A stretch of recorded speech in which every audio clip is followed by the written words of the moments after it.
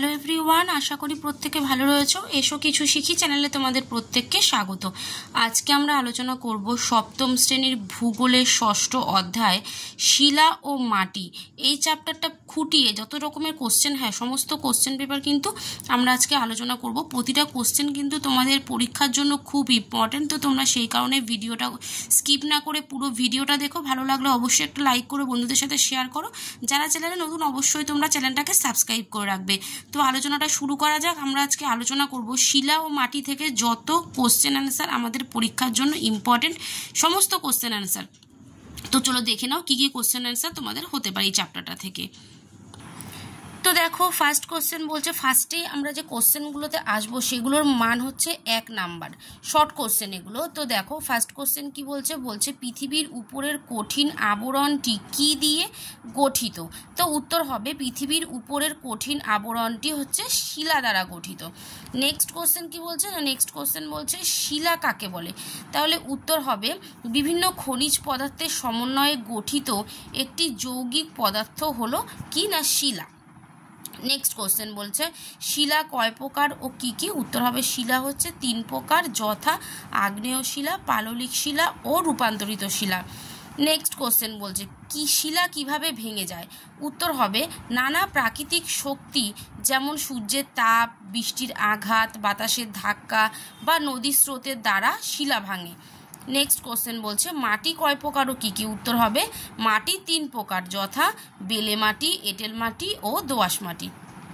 Next question বলছে rail লাইনে পড়ে থাকা পাথর কি ধরনের শিলা? উত্তর হবে রেল লাইনে পড়ে থাকা পাথর হলো আগ্নেয় শিলা। নেক্সট কয়েকটি খনিজ পদার্থের উদাহরণ দাও। উত্তর হবে তাহলে কয়েকটি খনিজ পদার্থ হলো খাবার নুন, খাবার সোডা, বিট নুন, পেন্সিলের শীষ, ফিটকিরি ইত্যাদি। নেক্সট কোশ্চেন কোন শিলা সবচেয়ে বেশি ক্ষয় প্রতিরোধ করে? উত্তর হচ্ছে রূপান্তরিত শিলা সবচেয়ে বেশি ক্ষয় প্রতিরোধ করে। নেক্সট কোশ্চেন বলছে দেখো কোন কোন শিলা দিয়ে বাড়িঘর তৈরি হয়? উত্তর হবে ঘরবাড়ি তৈরি করতে বেলে পাথর ও কাদা পাথর লাগে। নেক্সট বলছে কোন মাটি ফসল ফলানোর জন্য বেশ ভালো? উত্তর হচ্ছে দোআঁশ মাটি ফসল ফলানোর জন্য বেশ ভালো। নেক্সট কোশ্চেন বলছে শিলা ক্ষয়প্রাপ্ত হয়ে কিসে পরিণত হয়? উত্তর হবে শিলা ক্ষয়প্রাপ্ত হয়ে মাটিতে পরিণত হয়। নেক্সট কোন মাটিতে জল দাঁড়ায় না? উত্তর হবে বেলে মাটিতে জল দাঁড়ায় না। নেক্সট কোশ্চেন বলছে প্রতিমা গড়তে কোন মাটি লাগে? উত্তর হচ্ছে প্রতিমা গড়তে এঁটেল মাটি লাগে। নেক্সট কোশ্চেন তাজমহল কোন শিলা দিয়ে তৈরি? উত্তর হচ্ছে তাজমহল রূপান্তরিত শিলা দিয়ে তৈরি। নেক্সট কোশ্চেন কোন শিলা পৃথিবীতে সর্বপ্রথম সৃষ্টি হয়েছে? উত্তর হবে আগ্নেয় শিলা পৃথিবীতে সর্বপ্রথম সৃষ্টি হয়েছে। এবার আসছি আমরা সংক্ষিপ্ত প্রশ্ন ও উত্তরে। ফার্স্ট কোশ্চেন বলছে আগ্নেয় শিলা কিভাবে তৈরি হয়েছে? কয়েকটি আগ্নেয় শিলার নাম লেখো। তাহলে উত্তর হবে জন্মের সময় পৃথিবী ছিল একটি আগুনের গোলা, পরে ধীরে ধীরে ঠান্ডা ও শক্ত হয়ে তৈরি হয়েছে আগ্নেয় শিলা।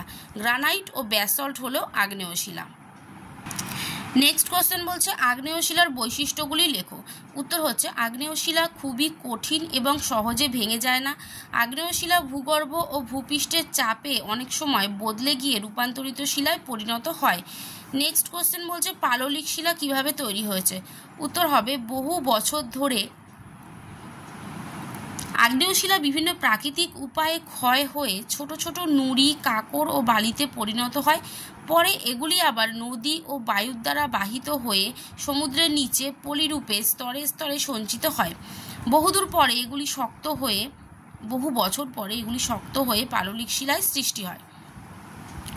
নেক্সট কোশ্চেন বলছে কয়েকটি পাললিক শিলার নাম লেখো, এই শিলার বৈশিষ্ট্যগুলি কি কি? উত্তর হবে কয়েকটি পাললিক শিলা হলো বেলে পাথর, কাদা পাথর, চুনা পাথর। পাললিক শিলার স্তরগুলি বেশি লক্ষ্য করা যায়। পাললিক শিলার স্তরভাগ বেশি লক্ষ্য করা যায়। পাললিক শিলা নরম ও হালকা হয়। এই শিলা কোমল নরম, তাই সহজেই ক্ষয়প্রাপ্ত হয়ে যায়। স্তরে স্তরে এই শিলা সঞ্চিত হয়। নেক্সট কোশ্চেন বলছে রূপান্তরিত শিলা কিভাবে সৃষ্টি হয়েছে? উত্তর হবে আগ্নেয় ও পাললিক শিলা প্রবল তাপ, চাপ, রাসায়নিক প্রক্রিয়া প্রভৃতি বিভিন্ন প্রাকৃতিক শক্তির দ্বারা ও ভূগর্ভের তাপে এবং ভূপৃষ্ঠের চাপে অনেক সময় বদলে যায় এবং রূপান্তরিত শিলায় পরিণত হয়। নেক্সট কোশ্চেন, রূপান্তরিত শিলার বৈশিষ্ট্যগুলি লেখো। উত্তর হবে রূপান্তরিত শিলা খুবই কঠিন হয়, এই শিলা সহজে ভাঙে না। এই শিলার একটি উদাহরণ হলো মার্বেল। বিশ্ববিখ্যাত সৌধ তাজমহল রূপান্তরিত শিলা মার্বেল দিয়ে তৈরি হয়েছে। নেক্সট কোশ্চেন বলছে মাটির উপাদানগুলি কি কি। উত্তর হবে খনিজ পদার্থ মাটির প্রধান উপাদান। মাটির শতকরা 25% বাতাস, 25% জল এবং খনিজ পদার্থ থাকে 45%। বাকি 5%-এর মধ্যে থাকে উদ্ভিদ ও প্রাণীর পচে যাওয়া দেহাংশ, অণুজীব এবং উদ্ভিদের পাতা ও শিকড়। এবার আসছি পরের প্রশ্নে, বলছে শিলা থেকে মাটি কিভাবে তৈরি হয়। উত্তর হচ্ছে নানা প্রাকৃতিক শক্তি যেমন সূর্যের তাপ, বৃষ্টি, বাতাসের ধাক্কা বা নদীর স্রোতের দ্বারা শিলা ভাঙে। এই ভাঙা শিলার টুকরোগুলো সেখানে পড়ে থাকে বা দূরে চলে যায়। ক্রমাগত ক্ষয় হয়ে এই পাথরগুলো অবশেষে মাটিতে পরিণত হয়। তবে এগুলো কোনোটাই একদিনে হয় না, মাটি তৈরি হতে বহু বছর সময় লেগে যায়। নেক্সট কোশ্চেন বলছে পলিমাটি কয় প্রকার, এই মাটি কোথায় দেখা যায়। উত্তর হবে পলিমাটি 3 ধরনের হয়, বেলে মাটি, এঁটেল মাটি ও দোআঁশ মাটি। পলিমাটি নদীর ধারে দেখা যায়। পলিমাটি হলেই যে তা উর্বর হবে তা নয়, নানা ধরনের মাটির নানা রকমের গুণ থাকে। নেক্সট আসছি, বলছে যে বেলে মাটির বৈশিষ্ট্যগুলি লেখো। উত্তর হবে বেলে মাটির দানা মোটা, এই দানাগুলির মধ্যে ফাঁক বেশি থাকায় এই মাটিতে জল দাঁড়ায় না, জল ঢাললে মাটি তাড়াতাড়ি টেনে নেয়। বেলে মাটিতে পুষ্টি কম থাকায় ফসল খুব ভালো হয় না। নেক্সট আসছি এঁটেল মাটির বৈশিষ্ট্যগুলি লেখো। উত্তর হবে এঁটেল মাটির দানা সূক্ষ্ম, এই মাটিতে বেশি পরিমাণে জল দাঁড়ায় কারণ এঁটেল মাটির দানার মধ্যে ফাঁক কম থাকে।